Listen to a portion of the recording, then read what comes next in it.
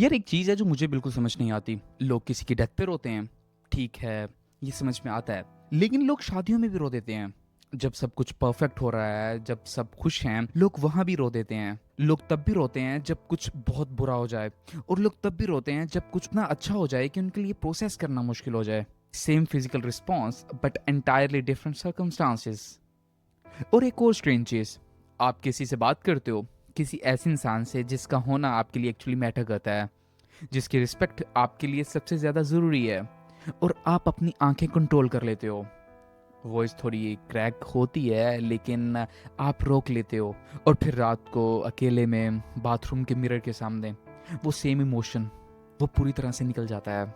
ये क्या मैकेनिज्म है जो डिसाइड करता है कि कब कंट्रोल होगा और कब नहीं? हम हमेशा सोचते हैं कि रोना सिर्फ एक इमोशन है, सैडनेस का सिग्नेचर है। लेकिन अगर आप इसके डेप्थ में जाओ तो आपको समझ आएगा कि रोना एक्चुअली सैडनेस के बारे में है ही नहीं। इसी पर एक बंदा है जिसने अपनी पूरी करियर टीयर्स यानी आंसुओं की स्टडी करने में लगा दी, विलियम फ्रे, जो एक बायोकेमिस्ट था। उसने कुछ ऐसा डिस्कवर किया जो जनरली स्ट्रेंज था। दरअसल आपके टीयर्स सिर्फ एक टाइप के नहीं होते, तीन तरह के होते हैं। सबसे पहले हैं बासल टीयर्स। ये कॉन्स्टेंटली आपकी आंखों में होते हैं, लुब्रिकेशन के लिए, आपको फील ही नहीं होता। फिर है रिफ्लेक्स टीयर्स, जब कुछ आंख में चला जाए, डस्ट, प्याज का पानी या फिर धुआं, ये ऑटोमेटिकली आते हैं। और तीसरे हैं इमोशनल टीयर्स। यहाँ पे फ्रे ने जो डिफाइंड किया वो सबसे इंटरेस्टिंग था। इमोशनल टीयर्स केमिकली डिफरेंट हैं। इनमें स्ट्रेस हार्मोन्स है, प्रोटीन्स हैं जो दूसरे आंसुओं में नहीं होते। मतलब जब आप इमोशनली रोते हो तो आपकी बॉडी लिटरली कुछ ऐसा निकाल रही होती है जो फिजिकली पॉसिबल नहीं होता। ये सिर्फ पानी नहीं है, ये एक केमिकल रिलीज है। और ह्यूमंस के सिवा कोई स्पीशीज इमोशनली टीयर प्रोड्यूस नहीं करती इस तरह से। जानवर भी पेन तो फील करते हैं, लेकिन ये स्पेसिफिकली इमोशनल क्राइंग ये सिर्फ ह्यूमंस में है। लेकिन फिर वही सवाल आता है, अगर ये मैकेनिकली रिलीज है तो ये दोनों ऑपोजिट सिचुएशंस में क्यों ट्रिगर होता है, खुशी में भी और गम में भी? इसका जवाब येल यूनिवर्सिटी के एक साइकोलॉजिस्ट ओरियाना एरोगन ने दिया। उन्होंने एक फिनोमेना स्टडी किया जिसे कहते हैं डिमॉर्फस एक्सप्रेशन। ये बहुत सिंपल है। जब कोई इमोशन बहुत ज़्यादा इंटेंस हो जाए, चाहे वो इमोशन अच्छा हो या बुरा, हमारा ब्रेन कभी कभी उसको बैलेंस करने के लिए भी ऑपोजिट लगने वाले रिस्पॉन्स जनरेट करता है, ताकि वो बैलेंस मेंटेन हो सके।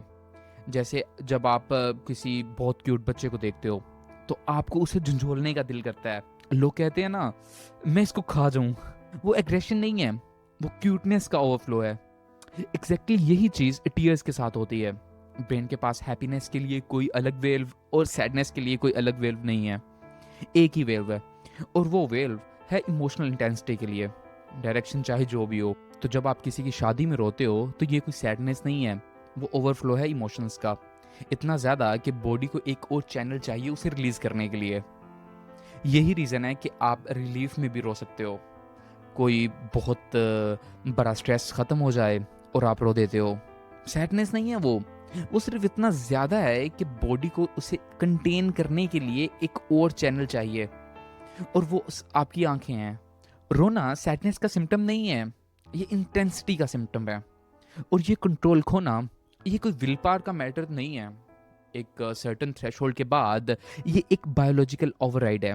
बॉडी लिटरली आपकी कॉन्शियस कंट्रोल से ज़्यादा पावरफुल सिग्नल भेज रही है।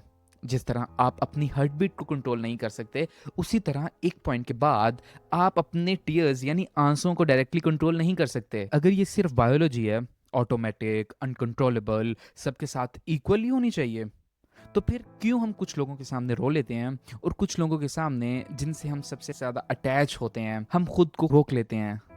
यहाँ एक एवोल्यूशनरी थ्योरी है जो इस चीज़ को एक्सप्लेन करती है। रोना हिस्टोरिकली एक सिग्नल की तरह फंक्शन करता है, वल्नरेबिलिटी का सिग्नल, सिंसेरिटी का सिग्नल। जब आप किसी के सामने रोते हो, आप उन्हें एक अनफिल्टर्ड, अनएडिटेड सिग्नल दे रहे होते हो।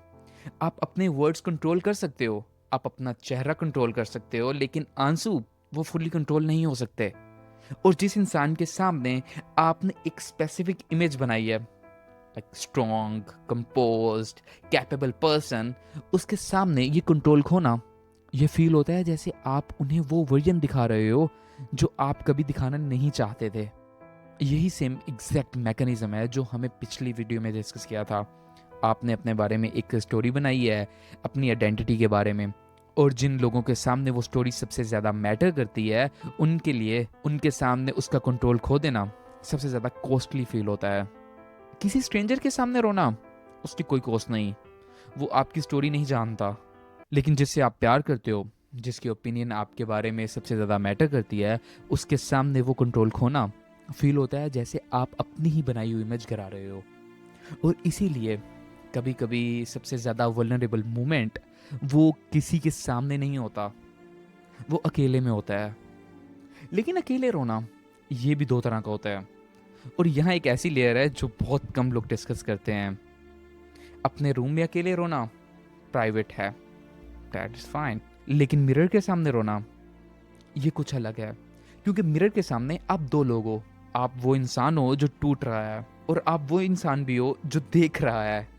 आप अपनी ही ऑडियंस बन जाते हो। ये एक स्ट्रेंज स्पेसिफिक तरह की वल्नरेबिलिटी है, अपने ही चेहरे को देखना एग्जैक्ट उस मोमेंट में जब आपके पास सबसे कम कंट्रोल हो। कुछ लोगों के लिए ग्राउंडिंग फील होता है, जैसे वो खुद को कंफर्म कर रहे हैं ये मैं हूँ, ये रियल है, मैं ये फील कर रहा हूँ।